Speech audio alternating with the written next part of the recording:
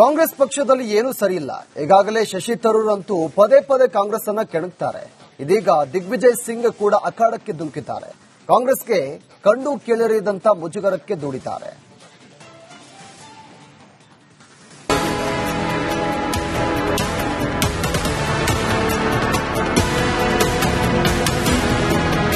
ಕಾಂಗ್ರೆಸ್ ಪಕ್ಷ ಒಂದೊಂದೇ ರಾಜ್ಯದಿಂದ ಕಾಲ್ಕೀಳುತ್ತಿದೆ. ಅಧಿಕಾರದಲ್ಲಿ ಉಳಿದ 3 ರಾಜ್ಯಗಳಲ್ಲಿ ಸಾಲು ಸಾಲು ಸಂಘರ್ಷಗಳನ್ನು ಎದುರಿಸುತ್ತಿದೆ. ಇದರ ಮಧ್ಯೆ ರಾಹುಲ್ ಗಾಂಧಿ ಬದಲು ಪ್ರಿಯಾಂಕಾ ವಾದ್ರಾರನ್ನು ತಂದು ಕೂರಿಸಬೇಕು ಎಂಬ ಕೂಗು ಎದ್ದಿದೆ. ಇದೀಗ ಹಿರಿಯ ಕಾಂಗ್ರೆಸ್ಸಿಗ ದಿಗ್ವಿಜಯ್ ಸಿಂಗ್ ಆರ್ಎಸ್ಎಸ್ ಅನ್ನ ಹಾಡಿ ಹೊಗಳಿದ್ದಾರೆ. ಆರ್ಎಸ್ಎಸ್ ಮೇಲೆ ಹಿರಿಯ ಕಾಂಗ್ರೆಸ್ಸಿಗರಿಗೆ ಲವ್. ದಿಗ್ವಿಜಯ್ ಸಿಂಗ್ ಮಾತಿನಿಂದ ಕೈಪಡೆಗೆ ನೋವು.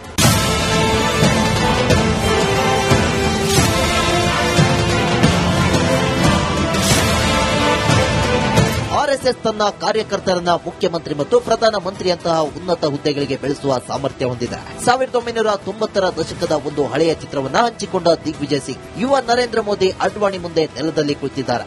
ಇದು ಸಂಘಟನೆಯ ಶಕ್ತಿ. ಜೈ ಸಿಯಾರಾಮ್ ಎಂದು ಟ್ವೀಟ್ ಮಾಡಿದ್ರು. ಅದನ್ನು ಕಂಡು ಕಾಂಗ್ರೆಸ್ ಒಡಲಾಳಕ್ಕೆ ಬೆಂಕಿ ಬಿದ್ದಿತ್ತು. ನಂಗೆ ಆರ್ಎಸ್ಎಸ್ ಇಷ್ಟ ಅಲ್ಲ, ಆದ್ರೆ ಅವರ ಸಂಘಟನೆ ಇಷ್ಟ.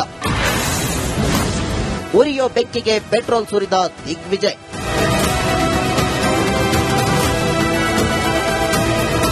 ದಿಗ್ವಿಜಯ್ ಸಿಂಗ್ ಇಷ್ಟಕ್ಕೆ ಸುಮ್ಮನಾಗಿಲ್ಲ. ಪರೋಕ್ಷವಾಗಿ ತಮ್ಮ ಹೇಳಿಕೆಯನ್ನ ಸಮರ್ಥನೆ ಮಾಡಿಕೊಂಡಿದ್ದಾರೆ.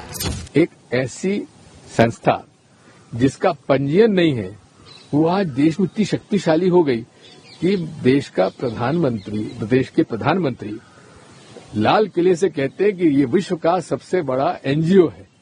अरे भाई एनजीओ है तो आपका नियम और कानून कहां चले गए?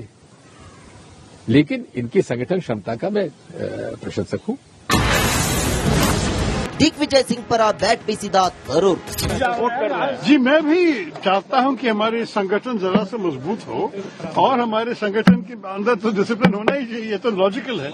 तो ये लेकिन दिग्विजय सिंह साहब अपने आप बोल सकते हैं ना, उनसे ಕಾಂಗ್ರೆಸ್ ಮೊದಲೇ ಸಂಘರ್ಷದ ಬೇಗುದಿಯಲ್ಲಿ ಬೇಯುತ್ತಿದೆ.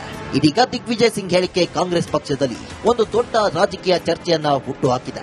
ಇದು ಪಕ್ಷದೊಳಗೆ ನಾಯಕರ ನಡುವಿನ ಸಂಬಂಧ ಮತ್ತು ಪಕ್ಷದ ಭವಿಷ್ಯದ ಬಗ್ಗೆ ಹಲವು ಪ್ರಶ್ನೆಗಳನ್ನ ಎತ್ತಿದೆ. News desk, Republic Kannada. Congress ಪಕ್ಷದಲ್ಲಿ ಏನೂ ಸರಿಯಿಲ್ಲ. ಈಗಾಗಲೇ ಶಶಿ ತರೂರ್ ಅಂತೂ ಪದೇ ಪದೇ ಕಾಂಗ್ರೆಸ್ ಅನ್ನ ಕೆಣಕ್ತಾರೆ. ಇದೀಗ ದಿಗ್ವಿಜಯ್ ಸಿಂಗ್ ಕೂಡ ಅಖಾಡಕ್ಕೆ ಧುಮುಕಿದ್ದಾರೆ. ಕಾಂಗ್ರೆಸ್ಗೆ ಕಂಡು ಕೇಳಿರಿದಂತ ಮುಜುಗರಕ್ಕೆ ದೂಡಿದ್ದಾರೆ.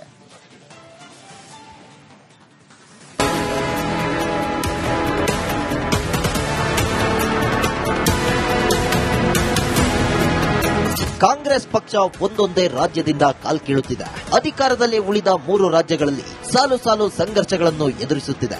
ಇದರ ಮಧ್ಯೆ ರಾಹುಲ್ ಗಾಂಧಿ ಬದಲು ಪ್ರಿಯಾಂಕಾ ವಾದ್ರಾರನ್ನು ತಂದು ಕೂರಿಸಬೇಕು ಎಂಬ ಕೂಗು ಎದ್ದಿದೆ. ಇದೀಗ ಹಿರಿಯ ಕಾಂಗ್ರೆಸ್ಸಿಗ ದಿಗ್ವಿಜಯ್ ಸಿಂಗ್ ಆರ್ಎಸ್ಎಸ್ ಅನ್ನ ಹಾಡಿ ಹೊಗಳಿದ್ದಾರೆ. ಆರ್ಎಸ್ಎಸ್ ಮೇಲೆ ಹಿರಿಯ ಕಾಂಗ್ರೆಸ್ಸಿಗರಿಗೆ ಲವ್. ದಿಗ್ವಿಜಯ್ ಸಿಂಗ್ ಮಾತಿನಿಂದ ಕೈಪಡೆಗೆ ನೋವು.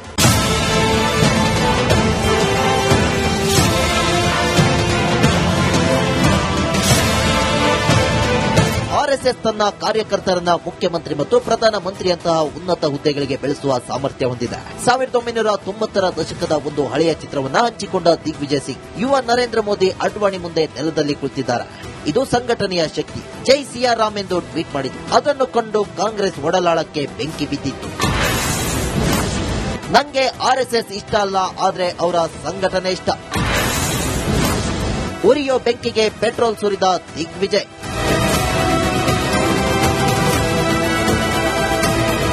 ದಿಗ್ವಿಜಯ್ ಸಿಂಗ್ ಇಷ್ಟಕ್ಕೆ ಸುಮ್ಮನಾಗಿಲ್ಲ. ಪರೋಕ್ಷವಾಗಿ ತಮ್ಮ ಹೇಳಿಕೆಯನ್ನ ಸಮರ್ಥನೆ ಮಾಡಿಕೊಂಡಿದ್ದಾರೆ. एक ऐसी संस्था जिसका पंजीयन नहीं है वो आज देश में इतनी शक्तिशाली हो गई कि देश का प्रधानमंत्री, प्रदेश के प्रधानमंत्री लाल किले से कहते हैं कि ये विश्व का सबसे बड़ा एनजीओ है। अरे भाई एनजीओ है तो आपका नियम और कानून कहां चले गए? लेकिन इनकी संगठन क्षमता का मैं प्रशंसक हूं। दिग्विजय सिंह पर बैट बीसीदा तरूर। जी मैं भी चाहता हूं कि हमारे संगठन जरा सा मजबूत हो और हमारे संगठन के अंदर तो डिसिप्लिन होना ही चाहिए, ये तो लॉजिकल है। तो ये लेकिन दिग्विजय सिंह साहब अपने आप बोल सकते हैं ना, उनसे ಕಾಂಗ್ರೆಸ್ ಮೊದಲೇ ಸಂಘರ್ಷದ ಬೇಗುದಿಯಲ್ಲಿ ಬೇಯುತ್ತಿದೆ. ಇದೀಗ ದಿಗ್ವಿಜಯ್ ಸಿಂಗ್ ಹೇಳಿಕೆ ಕಾಂಗ್ರೆಸ್ ಪಕ್ಷದಲ್ಲಿ ಒಂದು ದೊಡ್ಡ ರಾಜಕೀಯ ಚರ್ಚೆಯನ್ನ ಹುಟ್ಟುಹಾಕಿದೆ. ಇದು ಪಕ್ಷದೊಳಗೆ ನಾಯಕರ ನಡುವಿನ ಸಂಬಂಧ ಮತ್ತು ಪಕ್ಷದ ಭವಿಷ್ಯದ ಬಗ್ಗೆ ಹಲವು ಪ್ರಶ್ನೆಗಳನ್ನ ಎತ್ತಿದೆ. News desk, Republic Kannada. Congress ಪಕ್ಷದಲ್ಲಿ ಏನೂ ಸರಿಯಿಲ್ಲ. ಈಗಾಗಲೇ ಶಶಿ ತರೂರ್ ಅಂತೂ ಪದೇ ಪದೇ ಕಾಂಗ್ರೆಸ್ ಅನ್ನ ಕೆಣಕ್ತಾರೆ. ಇದೀಗ ದಿಗ್ವಿಜಯ್ ಸಿಂಗ್ ಕೂಡ ಅಖಾಡಕ್ಕೆ ಧುಮುಕಿದ್ದಾರೆ. ಕಾಂಗ್ರೆಸ್ಗೆ ಕಂಡು ಕೇಳಿರಿದಂತ ಮುಜುಗರಕ್ಕೆ ದೂಡಿದ್ದಾರೆ.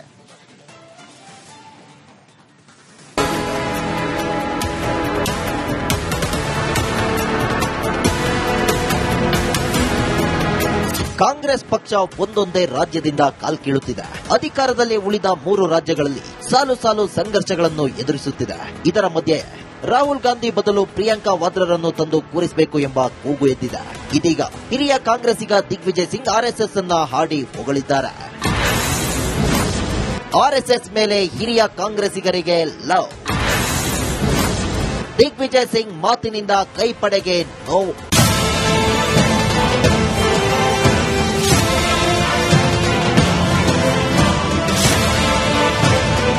ಆರ್ಎಸ್ಎಸ್ ತನ್ನ ಕಾರ್ಯಕರ್ತರನ್ನ ಮುಖ್ಯಮಂತ್ರಿ ಮತ್ತು ಪ್ರಧಾನಮಂತ್ರಿಯಂತಹ ಉನ್ನತ ಹುದ್ದೆಗಳಿಗೆ ಬೆಳೆಸುವ ಸಾಮರ್ಥ್ಯ ಹೊಂದಿದೆ. 1990ರ ದಶಕದ ಒಂದು ಹಳೆಯ ಚಿತ್ರವನ್ನ ಹಂಚಿಕೊಂಡ ದಿಗ್ವಿಜಯ್ ಸಿಂಗ್ ಯುವ ನರೇಂದ್ರ ಮೋದಿ ಅಡ್ವಾಣಿ ಮುಂದೆ ನೆಲದಲ್ಲಿ ಕುಳಿತಿದ್ದಾರೆ. ಇದು ಸಂಘಟನೆಯ ಶಕ್ತಿ, ಜೈ ಸಿಯಾರಾಮ್ ಎಂದು ಟ್ವೀಟ್ ಮಾಡಿದ್ರು. ಅದನ್ನು ಕಂಡು ಕಾಂಗ್ರೆಸ್ ಒಡಲಾಳಕ್ಕೆ ಬೆಂಕಿ ಬಿದ್ದಿತ್ತು. ನಂಗೆ ಆರ್ಎಸ್ಎಸ್ ಇಷ್ಟ ಅಲ್ಲ, ಆದ್ರೆ ಅವರ ಸಂಘಟನೆ ಇಷ್ಟ. ಉರಿಯೋ ಬೆಂಕಿಗೆ ಪೆಟ್ರೋಲ್ ಸುರಿದ ದಿಗ್ವಿಜಯ್.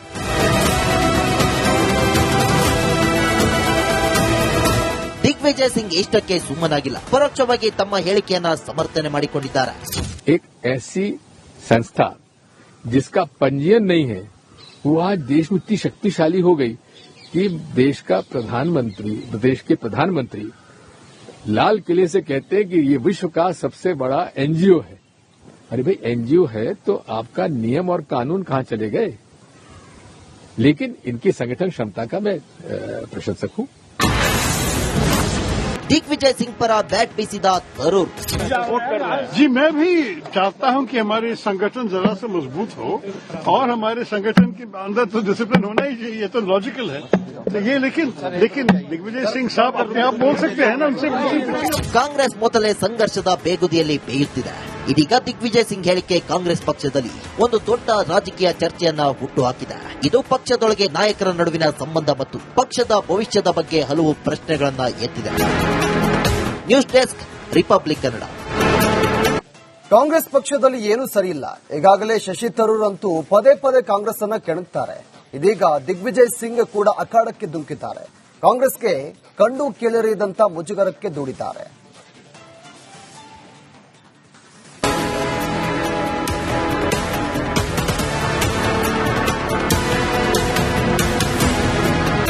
ಕಾಂಗ್ರೆಸ್ ಪಕ್ಷ ಒಂದೊಂದೇ ರಾಜ್ಯದಿಂದ ಕಾಲ್ಕೀಳುತ್ತಿದೆ. ಅಧಿಕಾರದಲ್ಲಿ ಉಳಿದ 3 ರಾಜ್ಯಗಳಲ್ಲಿ ಸಾಲು ಸಾಲು ಸಂಘರ್ಷಗಳನ್ನು ಎದುರಿಸುತ್ತಿದೆ. ಇದರ ಮಧ್ಯೆ ರಾಹುಲ್ ಗಾಂಧಿ ಬದಲು ಪ್ರಿಯಾಂಕಾ ವಾದ್ರಾರನ್ನು ತಂದು ಕೂರಿಸಬೇಕು ಎಂಬ ಕೂಗು ಎದ್ದಿದೆ. ಇದೀಗ